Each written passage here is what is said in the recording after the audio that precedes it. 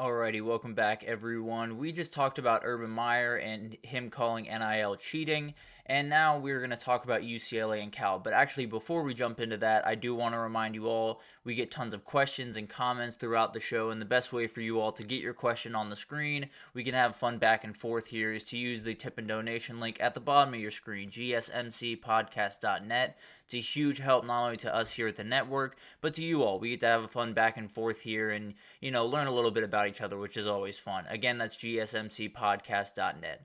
But let's talk about this UCLA and Cal situation, because it has been a little bit of time. It's been about a year since UCLA and USC decided to move on to the Big Ten, and it created a lot of unrest. There were a ton of Pac-12 teams that were very, very upset, and it seems like that has not necessarily ended, at least in terms of what the University of California university system, or what they think about this situation. They apparently are pushing UCLA to pay Cal $10 million a year through 2030. So for about, in the next couple of years at least, they're going to be forced to pay them about $10.32 million a year, depending on different circumstances. And this is not ideal for UCLA by any means. When you talk about moving into the Big Ten and you talk about the massive gap that already exists between UCLA and Ohio State and Michigan and Penn State and all of these other teams that you're going to have to go up against,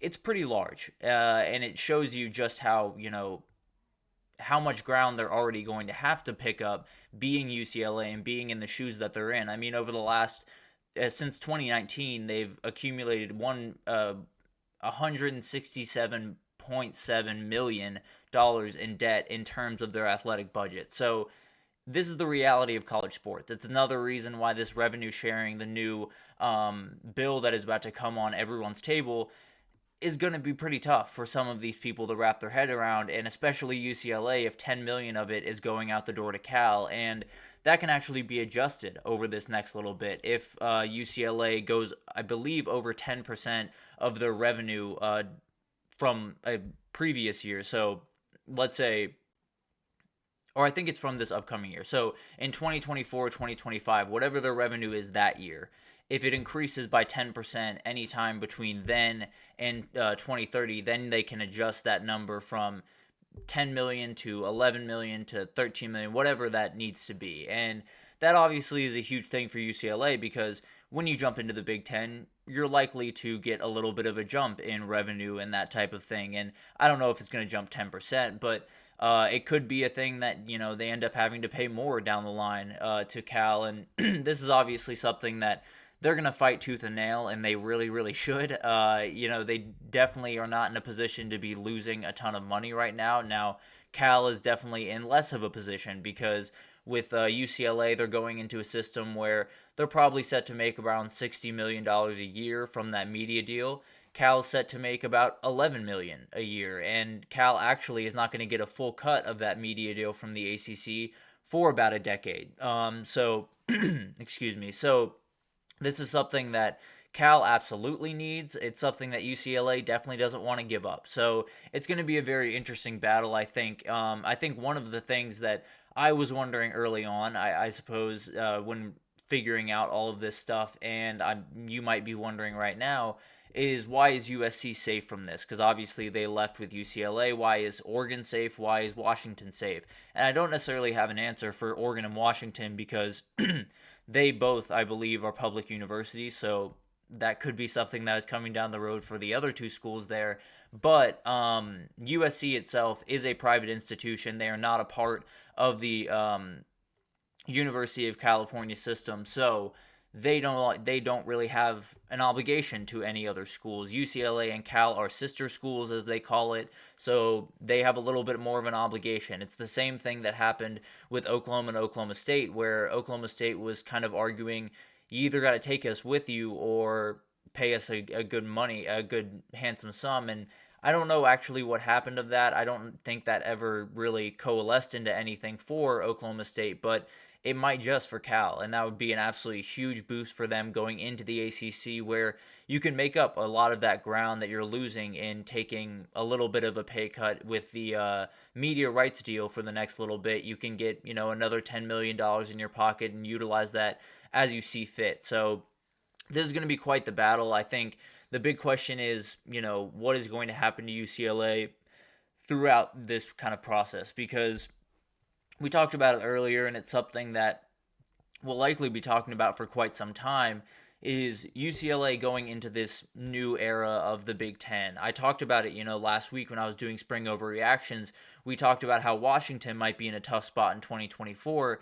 Well, UCLA is going to be in a tough spot in 5 and 6 and 7 and 8, because if this is added to the heap of stuff that is already on their table, it's going to get even tougher. UCLA is walking an absolute tightrope. They're threading a needle when it comes to really competing in the Big Ten soon. And even competing, 5 years down the road is going to be tough, especially when you have to give up $10 million a year and then maybe $20 million in revenue sharing, because if you give up less than $20 million, the people around you are giving up $20 million, and that hurts you in recruiting. So there's so many things that UCLA has to consider over the next little bit when it comes to just what their books look like, because it's going to be a little bit sketchy at times. I won't lie to you. I think UCLA is in a position where they can make it work. All of this stuff can come to fruition, but at the end of the day, I mean, you lose $34 million a year ago, and you're adding possibly $30 million to your load over the next, year and a half. It gets really sketchy over there, and you're going to want to put in more money because you're going to want to compete with these Big Ten teams. You're going to want to get more donors and things of that nature, and maybe they can. Maybe they can all get this all together, but their athletic director is absolutely up against it. Martin Jarmond is absolutely battling, and it's something that he knew he was going to have to do, going into the Big Ten, and the increase in revenue and the increase in, talent and competition and all of those different things that get more intense as you walk into the Big Ten.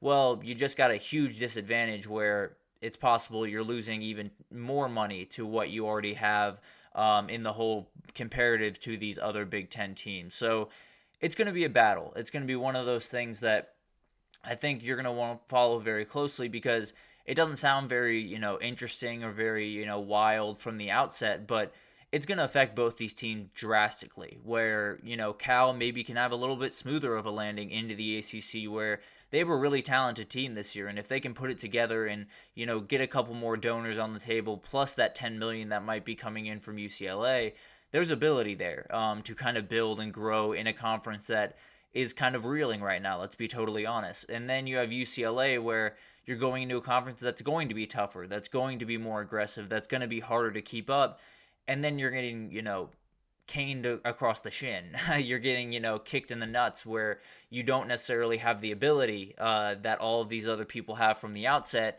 and then you just get a little bit more hurt in this kind of process. So it's going to be a fight. I think USC has to be feeling great right now, where you don't necessarily have to worry about this type of stuff. UCLA, obviously, they knew this was going to be a problem when they moved over. They knew this was going to be a possibility, and Cal's taking full advantage, and I absolutely would too. So they have backing from, what you need backing from, which is the university system over there. So I tend to believe this is going to come to fruition. I think UCLA is going to have to pay Cal for quite a while and quite a bit of money. But at the end of the day, I think there could be a reality where UCLA comes out of this and is more than okay. It's just, it might take until 2031 for that to happen, because this is going to be a huge, huge disadvantage as they move into a conference where the disadvantages are already pretty plentiful for them from the outset. But it's going to be a very interesting thing to watch. I think this is something that could be happening more and more as you see all these conferences moving around and teams making decisions for themselves, but maybe not the people around them. Well, they're tied to some of the people around them. So that gets a little bit more sketchy as you kind of go down this road further. UCLA and Cal are the first that I've seen actually come to this point in this conversation, but it could be that many, many more do kind of down the road. So it's going to be fascinating to watch. I think this is going to be one of those things that feels inconsequential, but could define two teams for quite some time in the Power Five. So it'll be really interesting to watch that unfold. I think Cal will likely come out on top there, but we'll see what happens. But we're going to take our second break here. When we come back, we're going to get back to NIL a little bit, and we're going to talk about how people think NIL works in the recruiting world compared to how it probably actually works and how, things really go about. So want to dive into that a little bit right after this, so stick with us.